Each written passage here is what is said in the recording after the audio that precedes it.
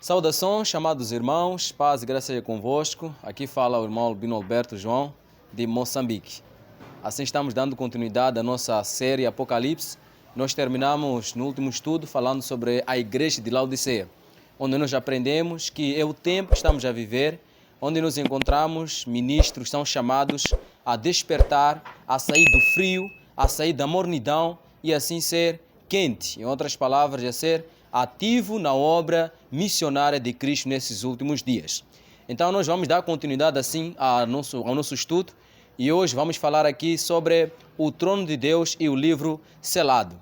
Então nos ver assim num cenário diferente, estamos num santo sábado, o dia do Senhor neste dia 2 de agosto de 2025.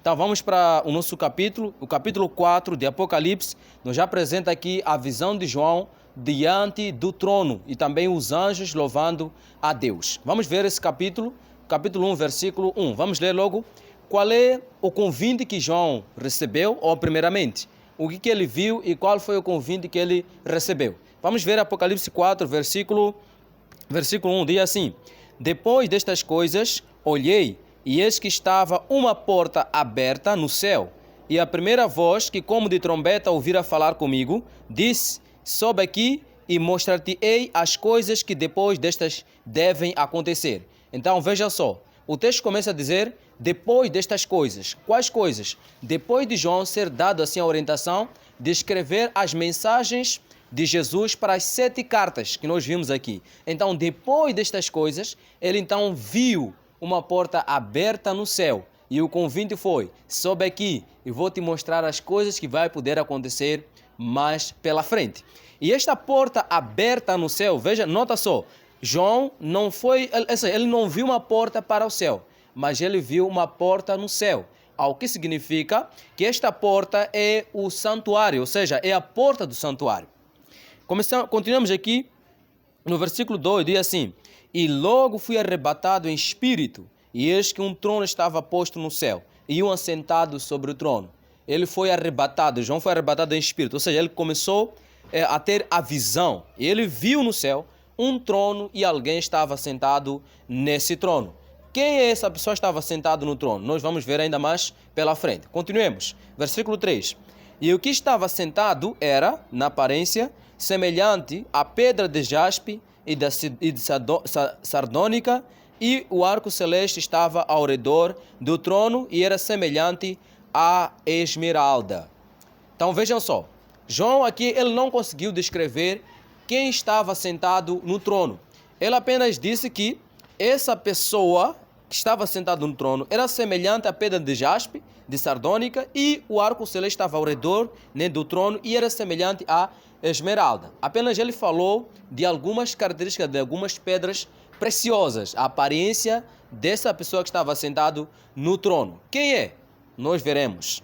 Versículo 4 vai dizer: E ao redor do trono havia 24 tronos, e vi assentados sobre os tronos 24 anciãos, vestidos de vestes brancas, e tinham sobre a cabeça coroas de ouro. Aqui está uma outra visão. João diz que viu 24 tronos, e nesses 24 tronos assentavam-se assim 24 anciãos. Onde é que saíram esses 24 anciãos? Então nós veremos ainda pela frente. Versículo 5. E do trono saíam relâmpagos e trovões e vozes, e diante do trono ardiam 7 lâmpadas de fogo, os quais são os 7 Espíritos de Deus. Veja só, aqui o capítulo nos informa dizendo que no trono haviam 7 lâmpadas. Aqui nos faz lembrar do santuário. O santuário na terra tinha 7 lâmpadas. Então, nós concluímos que esta visão que João está tendo aqui é a visão do santuário. E quando continuamos no versículo 6, vai dizer assim: E havia diante do trono um como mar de vidro, semelhante ao cristal. E no meio do trono e ao redor do trono, 4 seres viventes, cheios de olhos por diante e por detrás. A outra visão, ele viu 4 seres viventes ao redor do trono. Versículo 7 agora vai começar a descrever como era a aparência desses 4 seres viventes. Versículo 7. E o primeiro animal, ou seja, o primeiro ser vivente, era semelhante a um leão. E o segundo ser vivente semelhante a um bezerro. E tinha o terceiro ser vivente o rosto como de homem. E o quarto ser vivente era semelhante a uma águia voando. Então, aqui João descreveu as características ou as aparências desses quatro seres viventes. E no versículo 8, e os quatro seres viventes tinham cada um, respectivamente, 6 asas, e ao redor e por dentro estavam cheios de olhos, e não descansam nem de dia nem de noite, dizendo: Santo, Santo, Santo é o Senhor Deus, o Todo-Poderoso, que era, que é e que há de vir. Aqui está o cântico desses quatro seres viventes. E o versículo 9, e quando os seres viventes davam glória e honra e ações de graças ao que estava sentado sobre o trono, ao que vive para todo sempre, os 24 anciãos prostravam-se diante do que estava sentado sobre o trono, adoravam o que vive para todo sempre e lançavam as suas coroas diante do trono, dizendo: Digno és, Senhor, de receber glória e honra e poder, porque tu criaste todas as coisas e por tua vontade são e foram criadas. Assim termina a visão de João no capítulo 4. Vamos aqui aos detalhes, como nós estávamos aqui a dizer, que iríamos explicar algumas partes. Então, quem está sentado no trono? João, no versículo 3, diz que viu alguém sentado no trono, que tinha aparência de pedra de jaspe e sardônica. Então, aquele que está sentado no trono é o próprio Deus, o Pai Celestial. Ele que está sentado no trono. Os 24 anciãos, dito aqui, nos faz lembrar daquilo que aconteceu em Mateus capítulo 27, versículo 51 a 53, onde diz que Jesus, após ressuscitar, alguns santos também ressuscitaram com ele. Portanto, nós podemos concluir que esses 24 anciãos que estão assentados nos 24 tronos são aqueles que foram ressuscitados quando Jesus foi ressuscitado.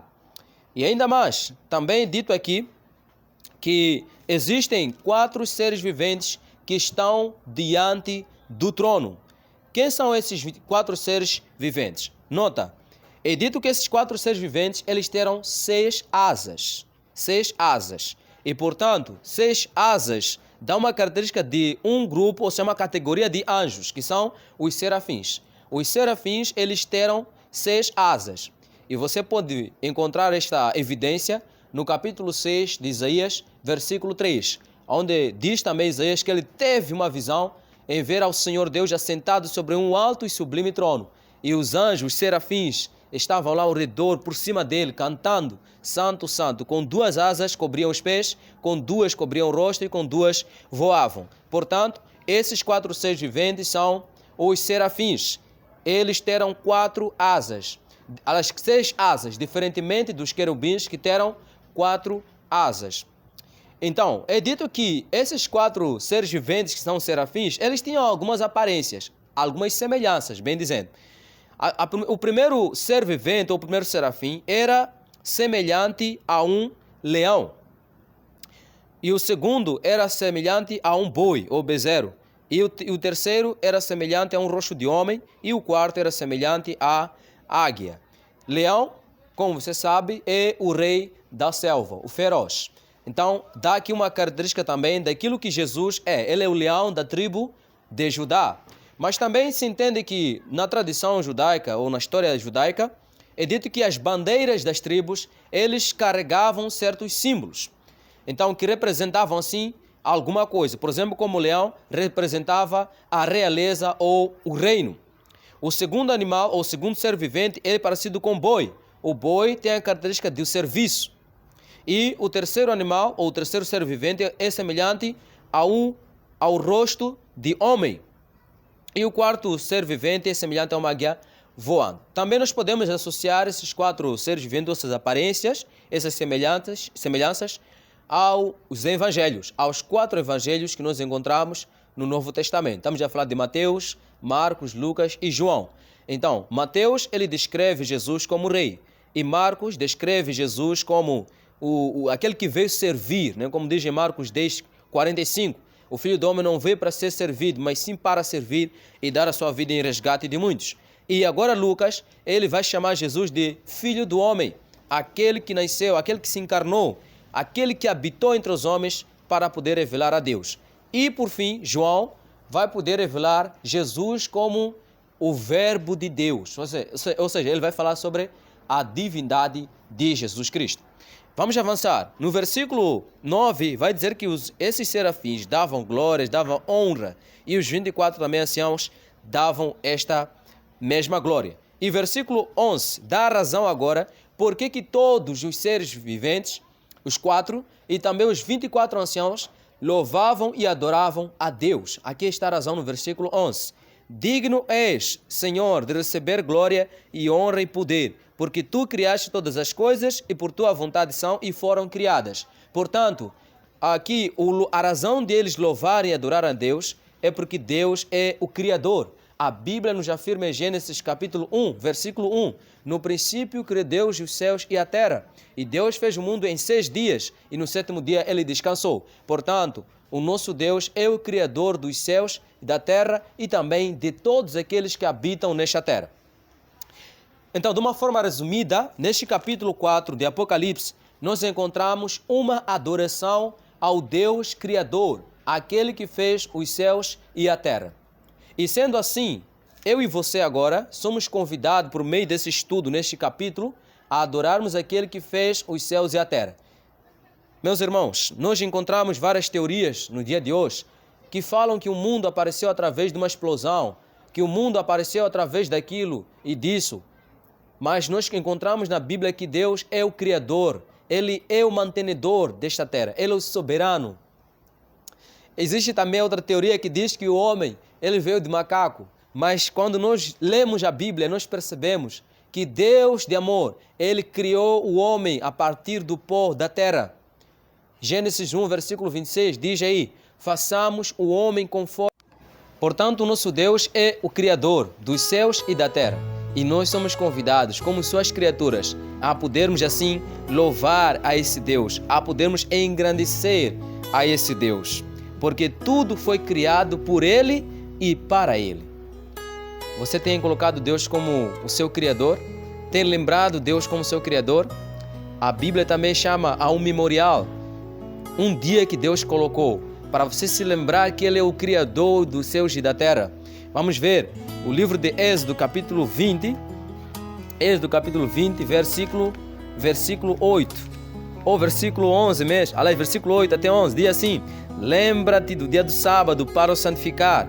Versículo 11, porque em 6 dias fez o Senhor os céus e a terra, o mar e tudo que neles há, e ao 7º dia descansou. Portanto, abençoou o Senhor o dia do sábado e o santificou. Aqui está. Você quer se lembrar de Deus como Criador dos céus e da terra? Então Deus colocou um dia da semana, que é o dia do sábado, que é o 7º dia da semana, para que então nós possamos recordar que Deus é o nosso Criador, que tudo que nós vemos é Deus quem criou. E que maravilha! Hoje estamos num sábado, louvando ao nosso Deus. E você também é convidado a adorar aquele que fez os céus e a terra. Deus o abençoe.